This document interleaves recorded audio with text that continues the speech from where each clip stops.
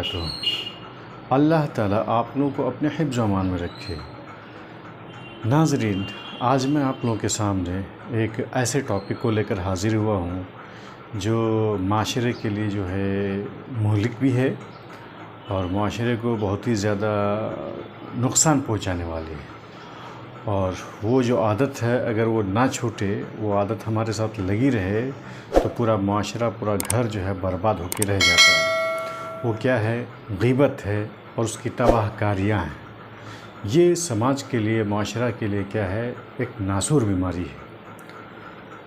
وہ لوگ جو پڑھے لکھے ہیں اور وہ لوگ جو پڑھے لکھے نہیں ہیں، تقریباً سب اس میں یکساں ہیں، دانستہ طور پر یا غیر دانستہ طور پر، جان بوجھ کر یا نہیں جان بوجھ کر، شعوری طور پر یا غیر شعوری طور پر، کسی نہ کسی طریقے سے اس میں لوگ ملوث نظر آتے ہیں۔ اور جب ان سے کہا جاتا ہے کہ غیبت نہ بیان کریں، بڑا گناہ ہے، تو ہم نے کہاں سے غیبت بیان کی؟ حقیقت تو بیان کی ہے۔ ارے بھائی، وہی حقیقت جو برائی کی شکل میں ہے، کسی کے غیر حاضری میں، اس کی غیر موجودگی میں تیسرے شخص کے سامنے آپ اس کی برائی بیان کر رہے ہیں، وہی تو غیبت ہے۔ اگر اس میں وہ برائی نہ پائی جائے تو الزام ہے، اور کیا ہے؟ بہتان ہے۔ اور الزام اور بہتان کے بارے میں نے ایک ویڈیو چھوٹا سا بنا دیا ہے، اگر دیکھنا چاہیں تو اس کو بھی آپ دیکھ سکتے ہیں۔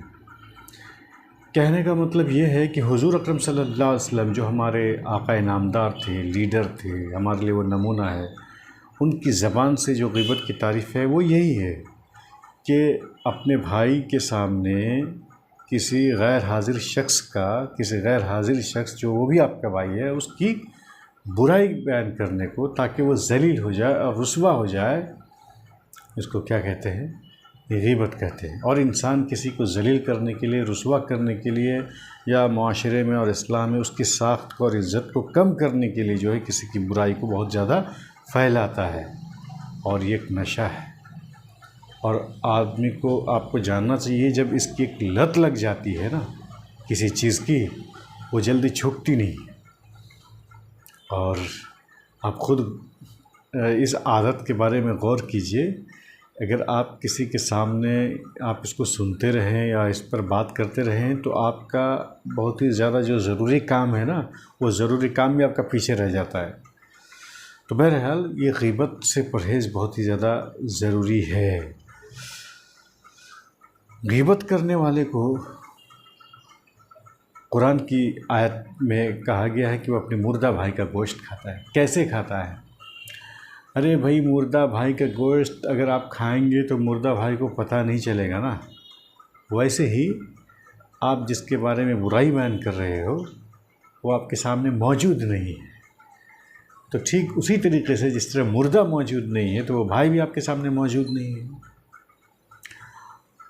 اس لیے جو ہے یہ مردہ بھائی کے گوشت کھانے سے تشبیہ دی ہے، یا ویسا ہی کہا ہے۔ دوسرا یہ ہے کہ انسان کا گوشت کھانا تو حرام ہے، چہ جائے کہ جو ہے وہ اپنا بھائی ہو، اور اپنے بھائی کا گوشت کھانا تو اور حرام ہو گیا۔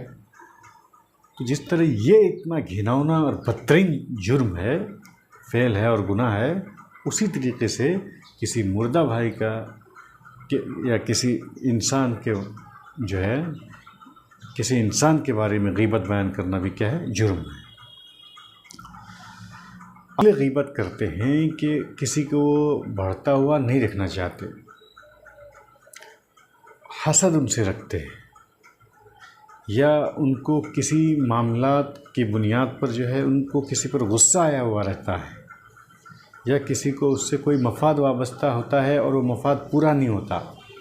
ایک شخص جو ہے اپنا ہی تعریف سننا چاہتا ہے، دوسروں کی تعریف سننا نہیں چاہتا، تو دوسروں کی بدنامی کر کے، اس کی برائی کو بیان کر کے اپنی عزت کی سربلندی کو چاہتا ہے، وہ اپنی عزت کو اوپر اٹھانا چاہتا ہے، حالانکہ ایسا ممکن نہیں ہے۔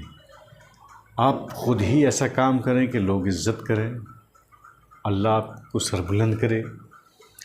حسد تو بہرحال یہ اسلام میں اور شنی فعل ہے، گھناؤنا فعل ہے یہ، اور حسد نیکی کو اس طریقے سے کھا جاتی ہے جس طرح آگ لکڑی کو کھا جاتی ہے۔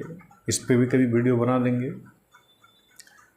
کہنے کا مطلب کیا ہے کہ یہ جو تمام اسباب ہیں غیبت کرنے کے وہ جائز اسباب نہیں ہیں۔ تو 3 چیزیں سامنے رکھنی چاہیے۔ وہ 3 چیزیں کیا ہیں؟ اگر کسی بھائی کو آپ فائدہ نہیں پہنچا سکتے تو نقصان بھی نہ پہنچائیں۔ کسی بھائی کو آپ خوشی نہیں دے سکتے تو اس کو غم بھی نہ دیں، دکھ بھی نہ پہنچائیں۔ کسی بھائی کی آپ تعریف نہیں کر سکتے تو اس کی مذمت بھی نہ بیان کریں۔ گاؤں میں اکثر و بیشتر ایسے بہت سارے لوگ پائے جاتے ہیں جو چھوٹے چھوٹے چائے کی دکان اور پان کی گمٹی کے آس پاس میں کھڑے ہو کر بیٹھ کر چائے کی چسکیاں لے کر اس گھناؤنے فعل کا ارتکاب کرتے ہیں۔ کسی بھی ایک شخص کو موضوع بحث بناتے ہیں اور اس کے بارے میں جو صحیح ہے غلط ہے تمام طرح کی باتوں کو ملا کر کے وہ اس فعل کو انجام دیتے ہیں۔ اور حق تو یہ ہے کہ 5 وقت نمازی ہے۔ اس کے نقصانات کیا ہیں؟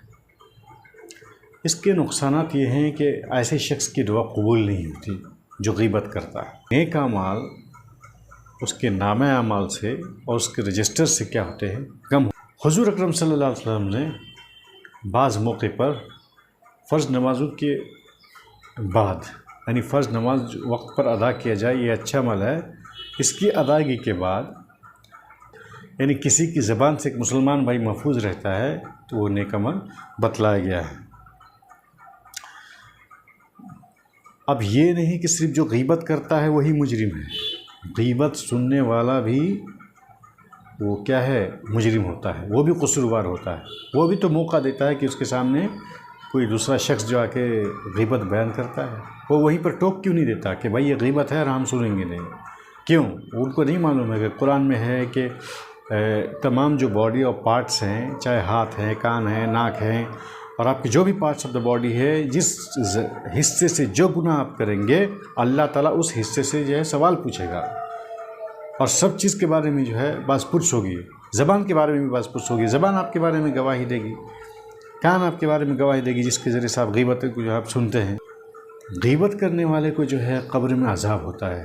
کئی احادیث ایسی ہیں کہ حضور اکرم صلی اللہ علیہ وسلم نے فرمایا کہ ان 2 کو قبر میں اتارا گیا تھا تو کہا گیا تھا ان 2 شخص کو اس کی غیبت کرنے کی وجہ سے جو ہے سزائیں دی جا رہی ہیں۔ معراج کے موقع پر حضور اکرم صلی اللہ علیہ وسلم نے دیکھا کہ کچھ لوگ جو ہے جس کے ناخن تانبے کے اور کس کس چیز کے بنے ہوئے تھے تو اپنے تانبے والے ناخن سے اپنے چہرے کے جبڑوں کو اور سینے کو وہ نوچ رہے تھے۔ پوچھا انہوں نے حضرت جبرائیل سے، تو جبرائیل علیہ السلام نے فرمایا کہ آپ کی امت میں وہ لوگ تھے جو کیا کرتے تھے؟ ایک دوسرے کی غیبت کیا کرتے تھے۔ کچھ لوگوں کو دیکھا گیا اسی معراج کے موقع پر حضور اکرم صلی اللہ علیہ وسلم نے کچھ لوگوں کو دیکھا کہ وہ بدبودار لاش کو کھا رہے ہیں۔ تو وہی بات پھر جبرائیل علیہ السلام سے آپ نے پوچھا کہ یہ کون لوگ ہیں؟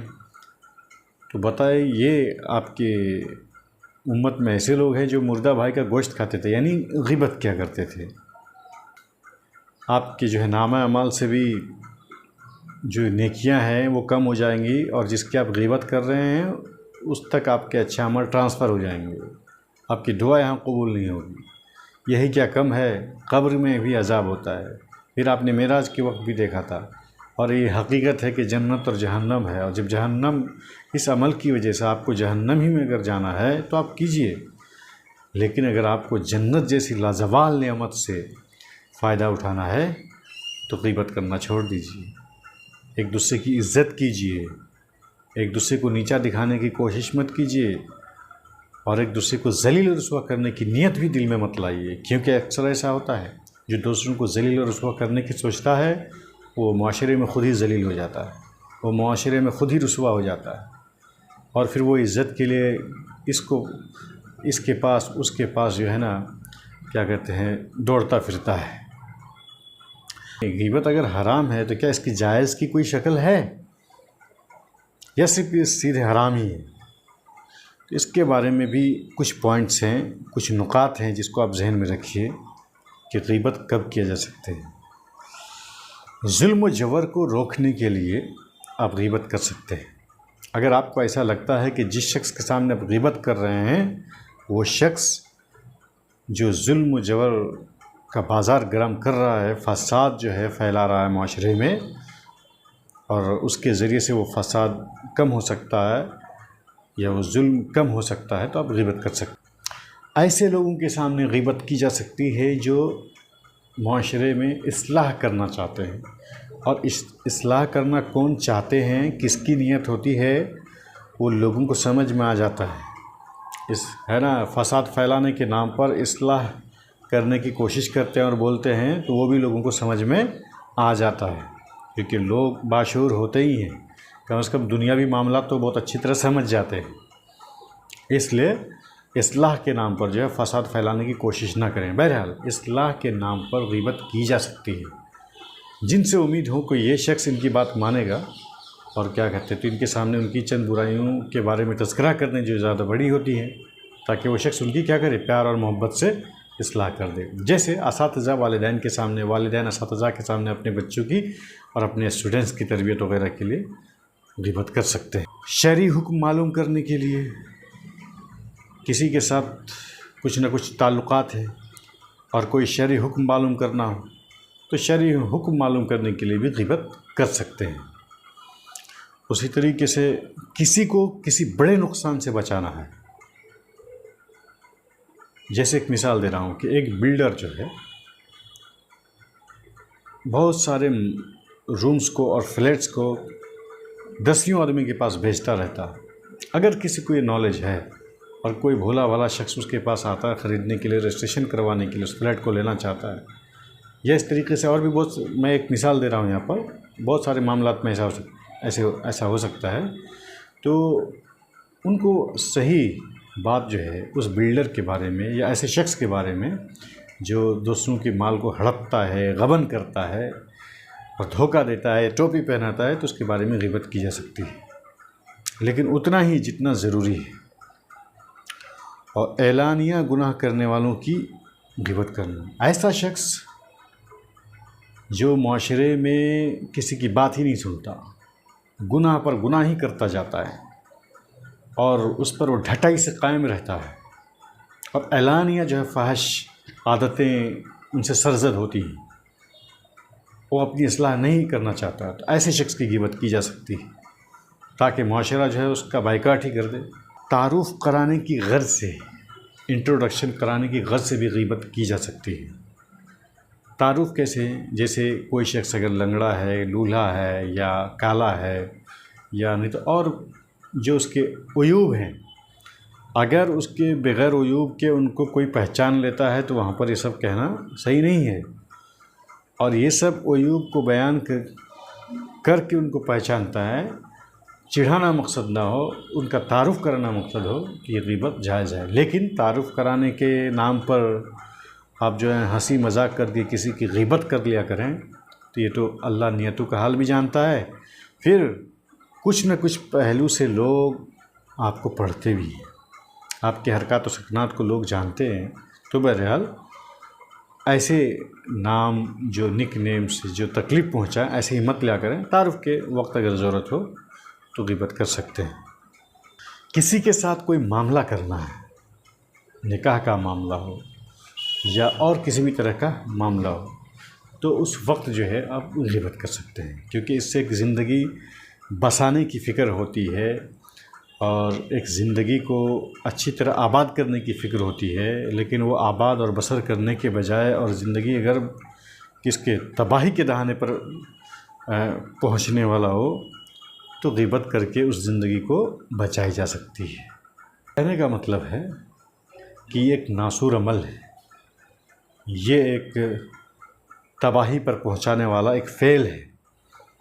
اس فعل سے اور اس عمل سے اور اس گھناؤنے ایکشن سے ہمیں بچنا چاہیے۔